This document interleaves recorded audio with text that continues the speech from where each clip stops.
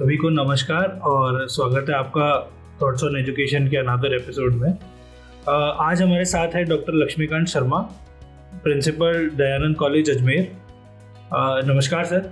नमस्कार सर, स्वागत है आपका। धन्यवाद सर, मैं चाहूँगा आप हमारे व्यूअर्स को अपने बारे में थोड़ा इंट्रोड्यूस कीजिए प्लीज़। धन्यवाद। मेरा नाम डॉक्टर लक्ष्मीकांत है।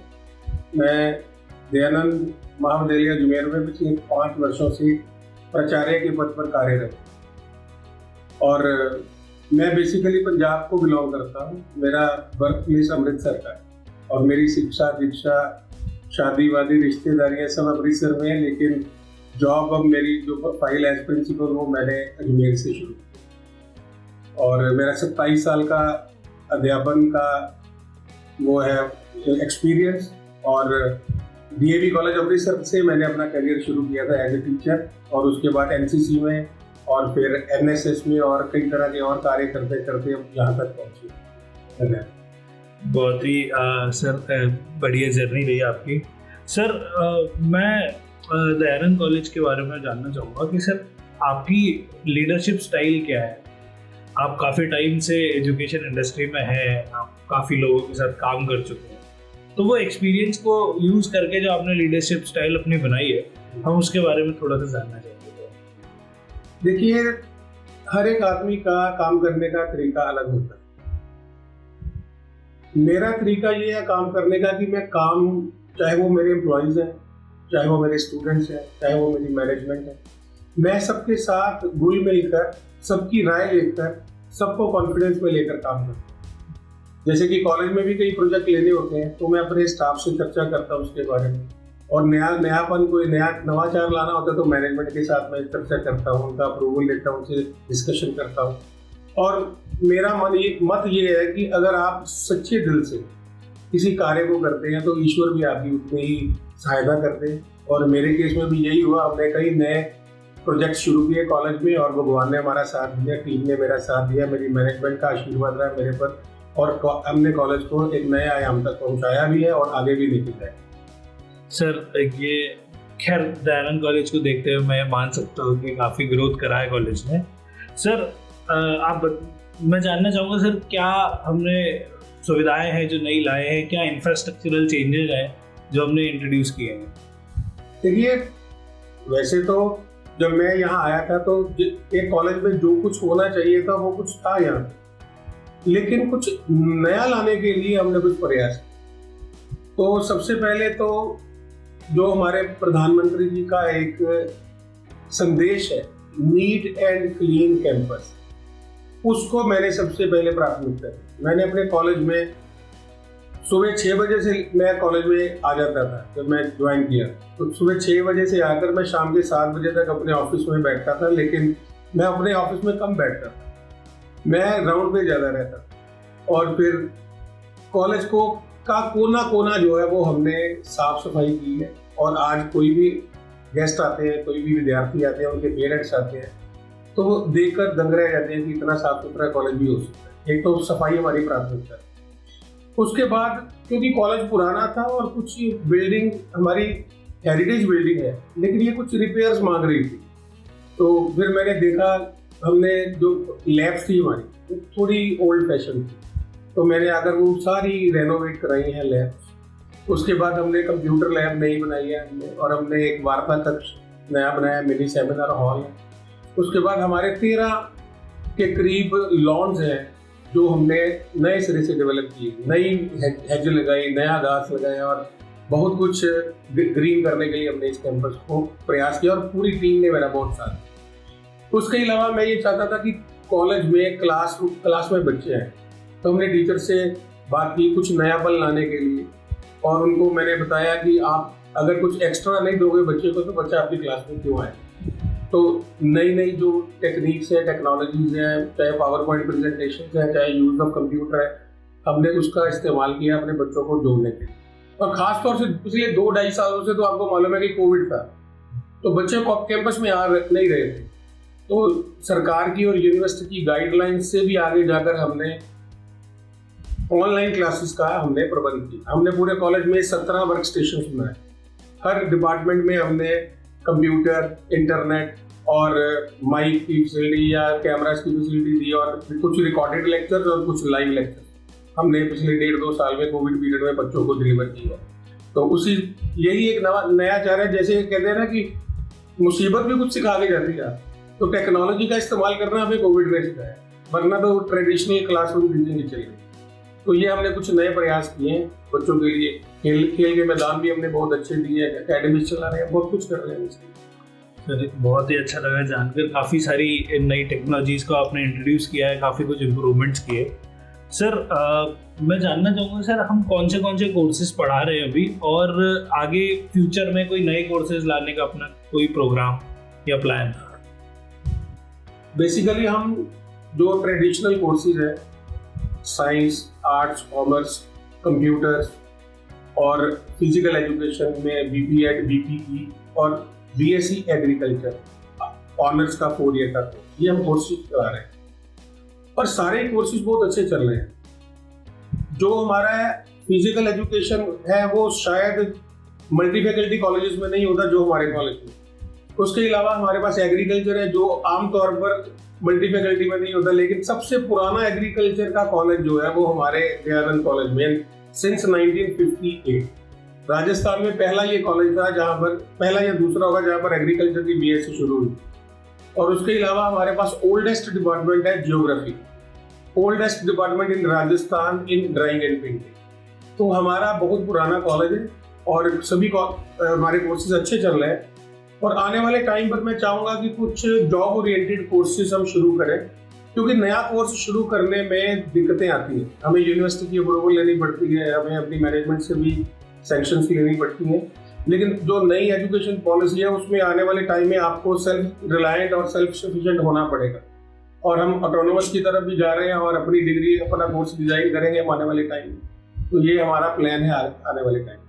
ये तो बहुत ही अच्छी बात है कि नए कोर्सेज आप लाना चाह रहे हैं with skill development, which is मतलब काफी अच्छा है स्टूडेंट्स के लिए। देखो, अगर आप विद्यार्थी को एम्प्लॉयबल नहीं बनाओगे तो डिग्री एक कागज का टुकड़ा होगी उसकी जिंदगी में, ये साबित हो।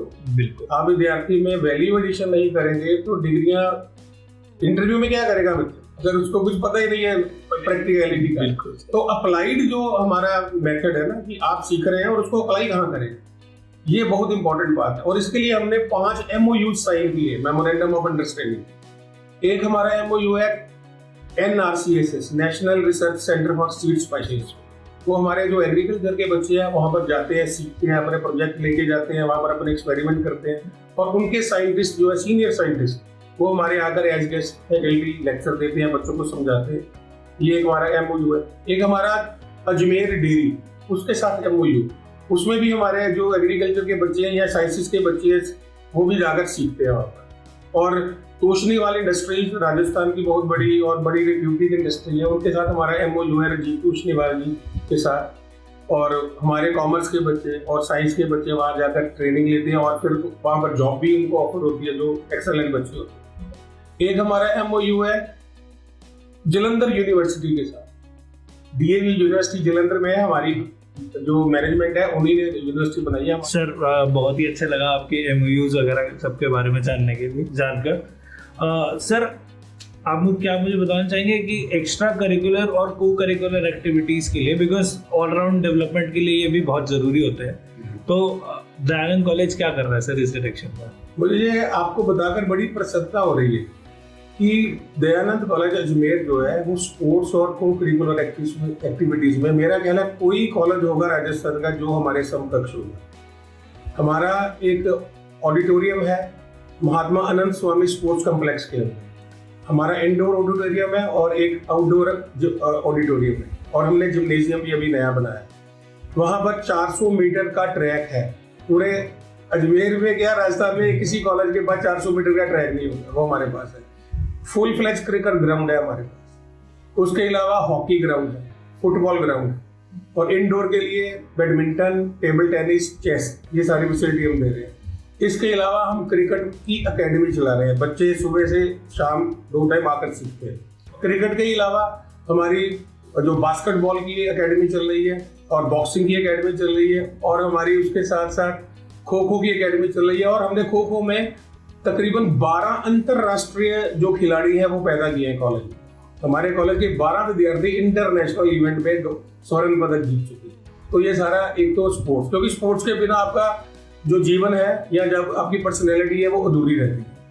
और दूसरा को करिकुलर में हम देखते हैं नाच गाना, और जैसे कोई स्पीच देते हैं बच्चे, सिंपोजियम प्रैक्टिस होता है, और उसके अलावा पेंटिंग, ड्राइंग। जो हमारी MDSU की अभी रिसेंटली ICCC 2021 हमारी चैंपियनशिप हुई थी। MDSU के सभी कॉलेजेस भाग लेते हैं उसमें। तो वो को करिकुलर एक्टिविटी की यूनिवर्सिटी लेवल पर इंटर कॉलेज में सबसे बड़ी इवेंट होती है। आपको बताकर मैं खुश महसूस कर रहा हूँ कि वो चैंपियनशिप हमने जीती है इस साल। और ये जो ट्रॉफी पड़ी हुई है यहाँ पर मेरे पीछे, ये ट्रॉफी हमें वाइस चांसलर साहब ने दी थी, क्योंकि हमने फर्स्ट हमने वो स्टैंड किए थे हम ओवरऑल चैंपियनशिप। तो हम बच्चों की पढ़ाई के साथ साथ, बच्चों के सुख सुविधा के साथ साथ उनकी ओवरऑल डेवलपमेंट पर भी बात करते हैं। हमने उनको एक बहुत अच्छी लाइब्रेरी फैसिलिटी दे रखी है, स्पोर्ट्स फैसिलिटी दे रखी है, को करिकुलर फैसिलिटी दे रखी है, और कई हॉबी क्लासेस भी हम चला रहे हैं। जैसे ड्राइंग एंड पेंटिंग में समर कैंप्स लगाते हैं, उससे जो चाहे बाहर, जरूरी नहीं कि कॉलेज के विद्यार्थी हो, बाहर से बच्चे आकर भी सीख सकते हैं वहाँ। तो ये सारा कुछ समाज के लिए हम कर रहे हैं। और हमारी प्ले ग्राउंड में सुबह आप देख लो, शाम देख लो, पूरे एरिया के जितने भी बुजुर्ग लोग हैं या जितने भी बच्चे हैं वो आकर प्रैक्टिस करते हैं, सैर करते हैं, योगासन करते हैं, और हम कोई शुल्क चार्ज नहीं करते। ये हम समाज के लिए हमने ये भी पूरा ओपन कर रखा है अपने आप। सर, तो बहुत अच्छा है कि आपने हेल्थ को उतना ही ज़्यादा प्रायोरिटी दिया है जितना एजुकेशन के लिए, बिकॉज अगर शरीर स्वस्थ रहेगा खेल कूद से तो बच्चा पढ़ाई में भी ज़्यादा ध्यान लगाएगा, समाज में हेल्थ के बेनिफिट ज़्यादा होंगे तो समाज भी बेहतर बनेगा। बिल्कुल सही है। सर, मुझे कुछ ऐसी बातें जो स्टूडेंट्स के लिए, जो जिससे वो बेटर डिसीजन ले पाए कि दयानंद कॉलेज कैसे अलग दूसरे कॉलेजेस से अलग है। देखो, दयानंद कॉलेज एक तो सबसे पुराना कॉलेज है। ये एक तपस्थली है, मैं आपको बताऊं। यहाँ से बहुत बहुत बड़ी हस्तियां निकल के गई, और जितना स्टाफ है हमारा वो बहुत कमिटेड स्टाफ है। लाइब्रेरी हमारे जैसे किसी के पास नहीं, प्ले ग्राउंड हमारे जैसे किसी के पास नहीं, लॉन्स, सफाई, क्लासरूम, लेबोरेटरीज, उसके अलावा हमारे पास 500 बीघा की एग्रीकल्चर कल्टीवेटेड लैंड है। तो ये सारी चीजें पिछले 80 साल की एक हमारे पास, जिसको कहते हैं ना कि एक हेरिटेज है, एक हमारे पास एक बताने के लिए कि ऐसा शायद ही आपको कोई और कॉलेज मिले कि जिसमें इतनी सारी फैसिलिटीज हो बच्चों के लिए। तो जो भी बच्चे इधर आते हैं, रेगुलर क्लासरूम उनके क्लासेस चल रही, उसके अलावा कोई उनको प्रॉब्लम आ रही है तो पर्सनली टीचर्स के पास जाकर अपने वर्किंग आवर्स के बाद भी टीचर्स के अगर बच्चे उनसे डिस्कशन कर सकते हैं, लाइब्रेरी में बैठकर पढ़ सकते हैं। उसके अलावा हमने लाइब्रेरी में कंप्यूटर सेक्शन दिया है, बच्चों को वो सर्च करना चाहे, नेट सर्च करना चाहे कर सकते हैं। तो ये सारी बेसिक सुविधाएं जो है ये हमने बच्चों को दे रखी है। उसके अलावा भी अगर कोई बच्चा, हमने RO सिस्टम लगा रखा है कॉलेज में पानी पीने के, तो पानी भी बच्चों को हम शुद्ध देते हैं, वातावरण भी शुद्ध देते हैं, और विचार भी शुद्ध रखते हैं, क्योंकि ये महर्षि दयानंद सरस्वती जी का कॉलेज है। और इसलिए हम बच्चों की शुद्धता, चाहे वो शारीरिक शुद्धता है चाहे वो मानसिक शुद्धता है, इसका हम खास ध्यान दें। सर, बहुत ही कम लोग होते हैं जो इन चीज़ों पर ध्यान देते हैं कि हर चीज़ ऑलराउंड डेवलपमेंट हो, और उसमें कॉलेज का बहुत ज़्यादा महत्व होता है। सर, अब मैं आपसे रिक्वेस्ट करूँगा कि आप आने वाले स्टूडेंट्स के लिए, उनकी सफलता के लिए कुछ संदेश दें। देखो, मेरा 53 ईयर्स की मेरी एज होगी। मैंने दुनिया में बहुत लोग देखे हैं जो सफल हुए हैं या असफल हुए हैं। आज का जो विद्यार्थी है वो कल का भविष्य है हमारा। आज मैं एक कमी पाता हूँ सब में, लोग शॉर्टकट की तरफ भाग रहे हैं, सफलता के लिए शॉर्टकट की तरफ भाग रहे हैं। पूरी टेक्स्ट बुक पढ़ने की बजाय वो 1 वीक सीरीज पढ़ रहे हैं, इधर उधर से जुगाड़ करके नोट्स बना रहे हैं। क्लासरूम टीचिंग, अगर बच्चा क्लास लगा लेगा, क्लासरूम टीचिंग से ज्यादा कोई और चीज उसको मदद नहीं कर सकती। क्लास में जाएगा, उसको संस्कार भी आएंगे, वो सीखेगा भी टीचर से। जब वो इंटरेक्शन करेगा तो उसके बड़े डाउट्स क्लियर होंगे। आप किताब पढ़कर स्कॉलर नहीं बन सकते, आप इंटरेक्शन से स्कॉलर बन सकते। एक तो मेरी बात ये है कि बच्चों को क्लासेस में आना चाहिए, दूसरा ये कि शॉर्टकट नहीं ढूंढना चाहिए। Shortcut will lead you at nowhere. आपको शॉर्टकट कहीं लेकर नहीं जाएगा। तो मेहनत करनी चाहिए, ईमानदारी से मेहनत करनी चाहिए, बड़ों का टीचरों का सम्मान करना चाहिए और अपने जो सहपाठी हैं उनके साथ प्यार मोहब्बत का वातावरण होना चाहिए, जो कि आजकल कम दिख रहा है। तो मेरी यही बच्चों से है कि आप टारगेटेड रहिए, फोकस्ड रहिए, ईमानदारी से मेहनत करिए और शॉर्टकट मत ढूंढिए। शॉर्टकट आपको कहीं नहीं लेके जाए।